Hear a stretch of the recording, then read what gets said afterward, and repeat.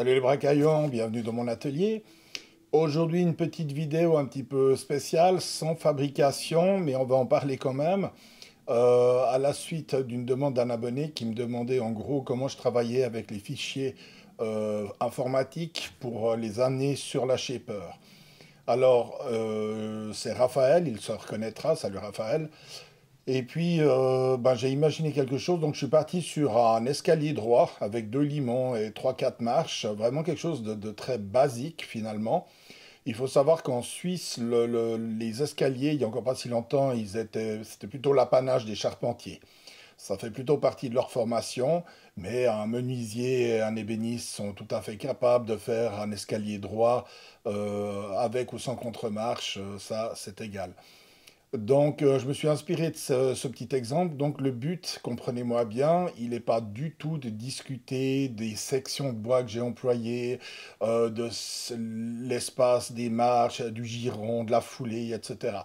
Ça, je vous renverrai à la vidéo de Benoît Pirard de la chaîne Le Bois dans tous ses états. Salut Benoît, qui avait fait une longue vidéo très intéressante, très complète, et puis je vois pas l'utilité de refaire ce qui a été déjà fait et très bien fait.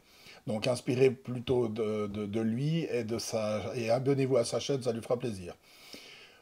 Donc on est vraiment juste dans le processus de dessin, d'acquisition des données et ensuite de transfert pour les amener sur la Shaper. J'ai été un tout petit peu plus loin dans le sens où la Shaper, vous pouvez obtenir le logiciel évidemment contre paiement Studio qui est dédié à la Shaper.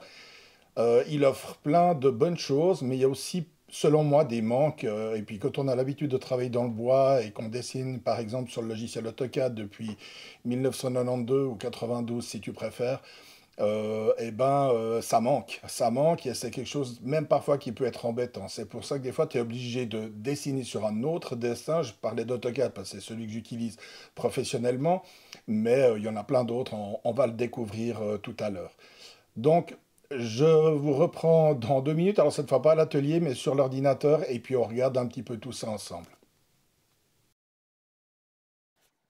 Voici donc le type d'escalier que j'ai pris comme exemple dont je parlais en introduction. C'est un escalier très courant qu'on rencontre dans beaucoup de situations. Rien que dans mon atelier, j'ai ce petit escalier et celui-là qui me permet d'accéder à mon stock de bois massif. On se retrouve donc sur le logiciel de dessin AutoCAD. On se retrouve avec notre fameux petit escalier, avec le limon, les marches, et puis aussi plus haut la marche palière. On voit aussi qu'il n'y a pas de finition sur le limon, qu'on est net, et puis on va s'attacher à réaliser un arrondi. Donc là, c'est assez simple, on ça affiche pas bien, donc j'ai fait une copie écran, on choisit l'outil raccord, on donne le rayon qu'on l'on désire, et puis on sélectionne les deux droites qui doivent faire l'objet du raccord. Il y en a deux, donc on va aussi sur le haut du limon, et puis on procède à la même opération. On voit que tout ceci est très simple. Les autres marches sont-elles fraisées et défoncées à l'intérieur des limons. La marche palière, elle, elle est entaillée. Donc on va devoir modifier le tracé pour le passage de la fraise pour qu'on ait quelque chose de bien carré avec le détourage du limon lui-même. Sinon, le risque, si on taille autour de la forme exacte, on aura ces témoins disgracieux et il faudra sortir le ciseau à bois. Et on n'a clairement pas acheté une shaper à 3000 balles pour sortir le ciseau à bois. J'ai aussi mis juste deux cotes, les 700 et les 220. Retiens bien les 700, ça va nous servir pour la suite. Une fois qu'on a enregistré notre dessin AutoCAD au format DWG, il faut le convertir en SVG pour que ce fichier soit compréhensible par la Shaper. Donc là, j'ai pris un convertisseur d'images sur Internet, il y en a plein, tu prends celui qui te plaît, et puis tu fais le processus. L'idée est de savoir aller le récupérer en général dans le dossier téléchargement. Arrivé là, tu as deux solutions. Soit on va directement sur la machine, soit on passe par l'application Studio. Là, on va aller directement sur la machine. On amène maintenant notre dessin dans la Shaper. On l'importe via la clé USB ou via le hub. Ce qui me concerne, c'est le hub. On voit que notre limon apparaît, la dimension de 700 mm est bien correcte, on est donc à la bonne taille, on va pouvoir l'emplacer. Je t'épargne le scannage de l'espace de travail parce que c'est quelque chose que tu connais si tu suis mes vidéos. Maintenant, on va paramétrer le fraisage des marches. Donc là, on voit qu'on est sur le trait, ça ne nous intéresse pas. Nous, ce qu'on veut, c'est être à l'intérieur, sinon on sera faux. Donc voilà, là, on voit que la fraise va passer à l'intérieur du trait, donc dans la marche. Et puis on paramètre aussi son diamètre qui entraînera un point zéro. La machine va réinitialiser son point zéro pour qu'on soit absolument juste. Donc là, on est parfait avec nos marches pour démarrer le fraisage. Mais il reste encore le détourage du limon. Donc à nouveau, on est sur la ligne. On choisit cette fois-ci extérieur du limon. Et puis, cette fois, tous les paramètres sont bons, ou presque. Pourquoi presque? Parce que si tu n'as pas fait la correction, comme je te l'ai montré avant de AutoCAD, tu vas devoir essayer de fabriquer, entre guillemets, un rectangle pour que ta fraise puisse sortir. Sinon, tu ne pourras pas avoir une finition propre pour cette entaille. Mais tu vois, c'est bien plus compliqué de le faire après coup que de le faire tout de suite sur AutoCAD. On va essayer l'autre alternative, c'est-à-dire une fois que le dessin a été réalisé sous AutoCAD et converti en SVG, on va l'importer directement dans le Shaper Studio en mode explosé pour que chacune des formes soit indépendante et qu'on puisse les sélectionner pour les traiter. Maintenant, sur les limons importés d'AutoCAD, j'ai volontairement pas réalisé dans AutoCAD les raccords arrondis des limons. On va le faire dans le studio. Et puis, on voit ici, il suffit d'assembler les pièces, de choisir celles qu'on veut conserver. Et puis, ça va tout facile quand c'est carré. Par contre, on va le voir maintenant, si on veut réaliser la même chose sur le limon, bah en haut j'agrandis un peu, la ligne devient rouge, on est pile poil. Par contre à droite, on n'a pas d'indicateur, pas d'accrochage. Et on doit y aller un peu à tâtons et c'est un peu pénible parce qu'on ne sait pas si on est vraiment juste et on risque d'avoir des fois un petit ressaut. Donc là, ça c'est quelque chose qui n'est pas extraordinaire. J'ai expliqué auparavant ce problème avec la marche palière. Si on voulait un machinage propre, il devait sortir. Donc là, on voit, je peux directement reprendre la forme, lui redonner une cote, et puis là, on est tout bon. Ensuite, on peut travailler directement chaque objet pour lui-même en fraisant, par exemple, là, ce qu'ils appellent une poche. Je vais laisser 1 mm tout le tour. Ça va créer ce petit filet gris qu'on voit entre le trait vert et la zone verte. Ça représente 1 mm. Et puis ensuite, dans un deuxième temps, une fois que j'aurai fraisé ma poche, je viendrai faire une passe de propreté aux dimensions exactes. Là, j'enlève le décalage et tac, là, on est directement pile poil. Et là, ça sera tout propre quand on aura fini notre entaille. Maintenant, ça, tu vas pas le dessiner, mais je te le montre à l'écran. C'est juste pour pouvoir déterminer le bois dont tu vas avoir besoin pour sortir ton limon. C'est ce qu'on appelle un solide capable, tu l'as vu avant à l'écran. Et puis là, il y a du raid. Ça veut dire que je vais vraiment tout détourer, vraiment mode CNC. Après, tu peux travailler aussi avec le mode grille, c'est aussi possible. Donc à toi de trouver le procédé qui te convient le mieux. J'ajoute pour le principe le scotch domino, donc le shaper tape. C'est juste pour le principe, il te faudra peut-être un ou deux ou trois rangs de plus. Mais après, avec ça, tu es prêt pour le machinage. Ici, j'ai un limon quelconque, donc il ne faut pas réfléchir escalier, c'est juste le fichier, le dessin qui nous intéresse. Quand on le sélectionne, il ne devient pas tout bleu. Et puis, quand on va pour préparer le machinage, pour dire ben, on voudrait travailler depuis l'extérieur, on voit que les menus, c'est pas bon. On essaye de tricher avec le décalage, et le décalage, ben, il ne l'accepte pas non plus. Donc, il faut sélectionner le limon, faire une forme tout seul avec lui-même, et puis là, on contourne l'obstacle. Et puis on voit quand on revient, maintenant, Dans nos paramètres, on peut choisir si on veut travailler à l'extérieur, sur la ligne à l'intérieur. Et puis on peut aussi de nouveau choisir un décalage. Pourquoi est-ce qu'il y avait ce problème? Ben, je l'ai découvert dans AutoCAD.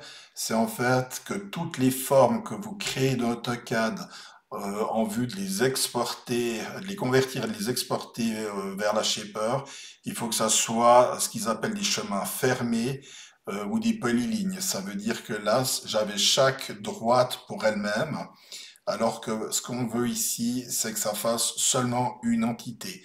Donc, il faut resélectionner toutes les droites et puis choisir l'outil joindre ou taper au clavier le mot joindre. Puis à ce moment-là, on le voit ici, quand je sélectionne la forme, c'est l'ensemble du limon qui est choisi et pas seulement une droite qui constitue le limon. Dans l'application Studio, maintenant, on regarde l'accrochage aux objets et on voit qu'on a beaucoup de possibilités, les angles, les centres, les milieux, on a vraiment toutes les possibilités. Maintenant, si on fait du 45 degrés, on le voit, on conserve cette possibilité-là, angle contre angle droit, milieu-milieu, centre-centre, donc il y a vraiment toutes les possibilités. Maintenant, si je modifie avec un angle inhabituel, et ben là, c'est le problème. C'est qu'on ne peut plus accrocher l'angle où on veut. On voit qu'il ne s'accroche pas. Euh, il va s'accrocher par le centre de cette forme, mais le centre, de par le fait, est décalé. Et ça pose des problèmes, notamment par exemple pour la réalisation d'un limon d'escalier.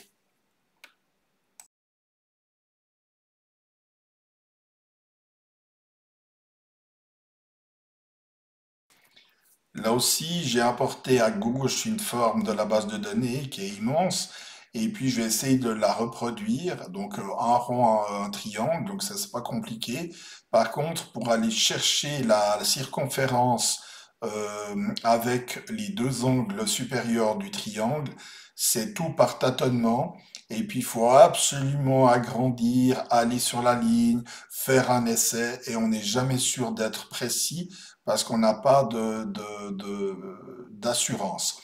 Donc là, on devine un très léger ressaut et ça, c'est un peu pénible.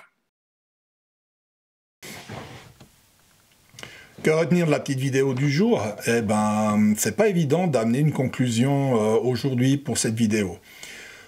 La première chose, je vais répondre basiquement, et j'ai répondu basiquement à la question. On m'a demandé, toi, Brico Nico, personnellement, comment tu bosses avec ta Shaper, tes dessins, tes fichiers. Alors, je crois que j'ai répondu.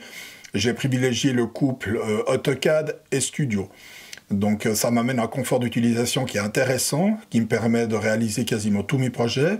Et maintenant que je viens de dire ça, je ne me rappelle même pas si j'ai déjà eu une limitation avec ce couple-là, en ajoutant encore ma Shaper. Donc ça, je suis très, très satisfait. AutoCAD me permet de fonctionner et de dessiner surtout facilement, vite, avec des outils d'accrochage aux objets. Vous avez vu tangente, les raccords qui se font en un clin d'œil. Ça, c'est vraiment important quoi, quand tu es professionnel. Et puis, Studio, lui, il apporte plein d'autres choses. Dans ce cas-là, c'est surtout les paramètres du machinage. Tu vas pouvoir tout régler.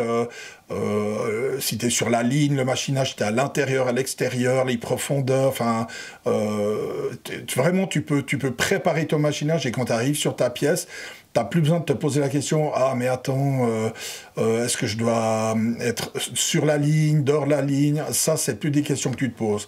Tu peux le faire directement sur la machine, tu l'as vu, mais c'est plus... pas compliqué, c'est pas le bon mot, mais c'est un peu rébarbatif et tu risques malgré tout de passer à côté d'un machinage. Donc voilà pourquoi moi ça me convient mieux à la personne que je suis. Ensuite, si tu es un privé, ben, tu n'as pas les mêmes exigences. La qualité, oui, en général, ça reste. Mais si tu dois mettre 2 heures de plus pour faire ton escalier ou un meuble, je sais pas quoi, il se passe rien, j'entends. C'est pas un problème. Pour le professionnel, ça, c'est important parce que tout ça, ça a un coût. Et s'il investit dans AutoCAD, dans le Shaper, dans Studio, ben lui, normalement, s'il sait bien maîtriser ses outils, il devrait s'y retrouver et il devrait y gagner il va avoir un retour sur investissement. Mais pour le privé, ben, ça fait un sacré budget, hein. Tu rajoutes une licence AutoCAD, une licence Studio, la Shaper, d'autres accessoires, ça fait, ouais, ça fait des sommes entre 5 et 6 000 euros, hein, quand tu as tout compté, parce que tu es toujours en train de te racheter un petit truc supplémentaire. Ça va assez vite. Donc tout ça, c'est des choses à prendre en compte. Le couple AutoCAD Studio, c'est un petit peu, si je fais un parallèle avec le monde de l'impression 3D, comme Tinkercad et puis le slicer. Donc tu dessines dans ton Tinkercad, tu balances ça dans le slicer, tu fais les derniers réglages. Ben, tu peux faire ce parallèle-là, en fait.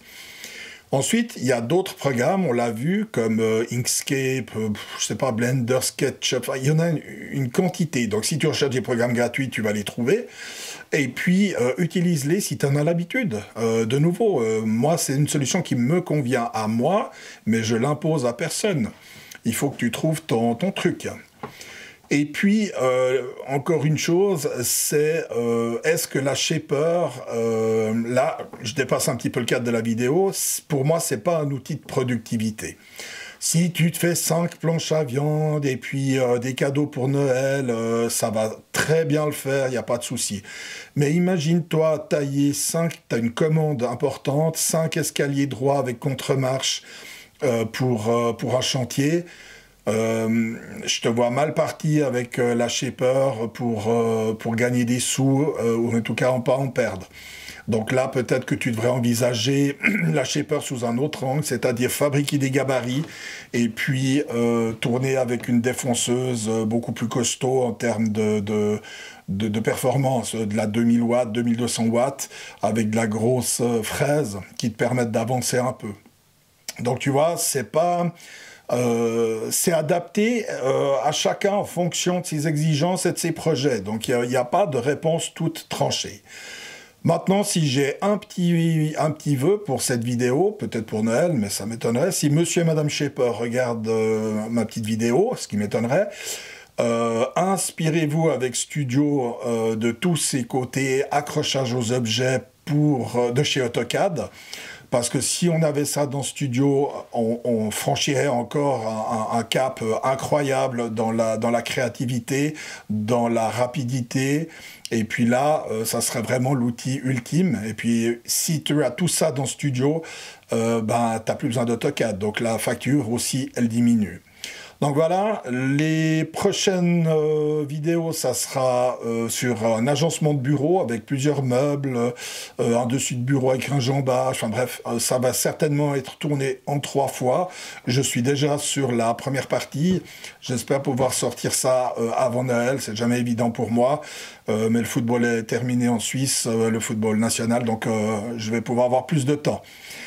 Je vous remercie de m'avoir regardé. On se voit bientôt pour de prochaines aventures. Salut les bracaillons.